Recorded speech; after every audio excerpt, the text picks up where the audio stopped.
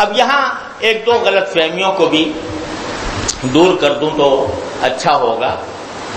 ایک بات یہ جو آج کل بکثرت اس کا سوال کیا جاتا ہے کہ حدیث میں عرفے کے دن روزہ رکھنے کی فضیلت آئی،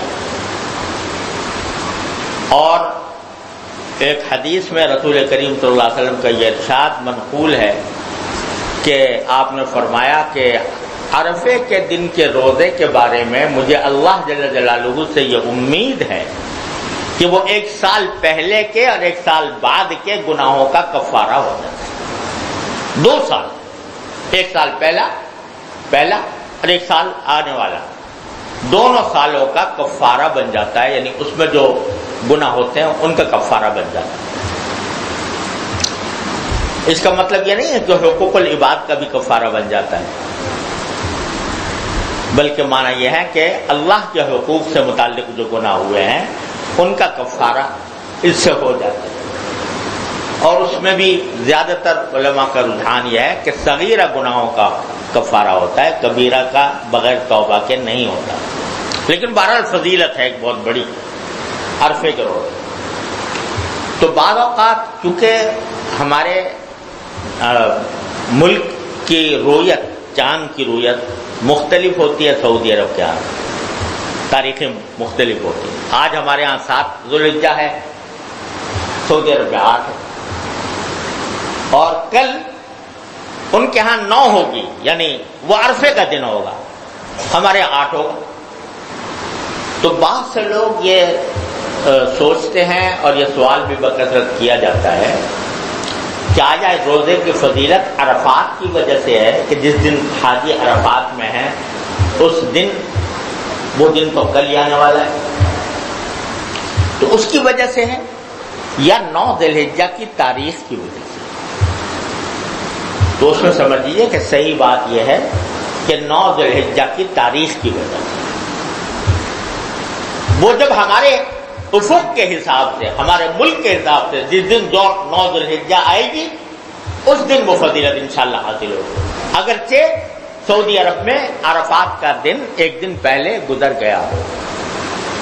اس کی وجہ یہ ہے کہ جہاں تک عرفے کا تعلق ہے، عرفات میں صحابہ کرام حاجیوں کے وقوف کا تعلق ہے، تو اس میں عرفے کے دن حاجیوں کے لیے روزہ رکھنا کوئی فضیلت کا کام نہیں، حاجیوں کے،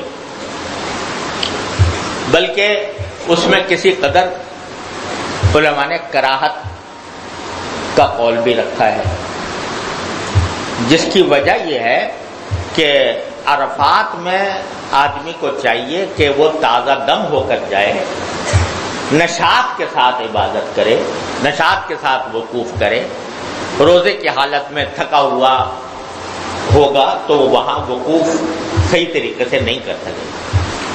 اور یہی وجہ ہے کہ جناب سرور کونین صلی اللہ علیہ وسلم نے جب حج فرمایا عرفات کے دن، تو صحابہ کرام کو پتہ نہیں تھا کہ آپ نے روزہ رکھا ہوا یا نہیں.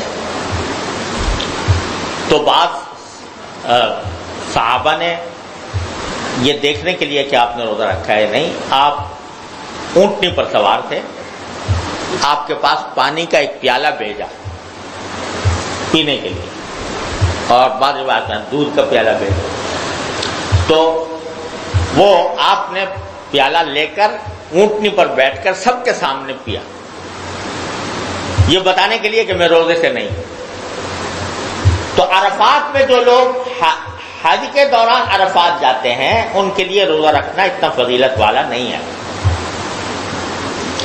ہاں کوئی اللہ کا بندہ ایسا ہو جو روزے کی مشقت بھی برداشت کر لے اور عرفات کے وقوف کو بھی صحیح طریقے سے ادا کر دے، وہ مستثنا ہے، اس کے لیے جائز عرفات میں روزہ رکھنا. لیکن عام حالات میں عام آدمیوں کے لیے کوئی اس میں فضیلت نہیں ہے. آپ نے خود نہیں رکھا، لوگوں کے سامنے دکھایا کہ میں نے روزہ رکھا ہوا نہیں، لہذا عرفے کی وقوف سے اس روزے کا تعلق نہیں. اس روزے کا تعلق کس سے ہے؟ عید سے پہلے والے دن، یعنی 9 ذوالحجہ. تو ہمارے لحاظ سے جو فضیلت والا روزہ ہے، وہ کل نہیں پرسوں ہے۔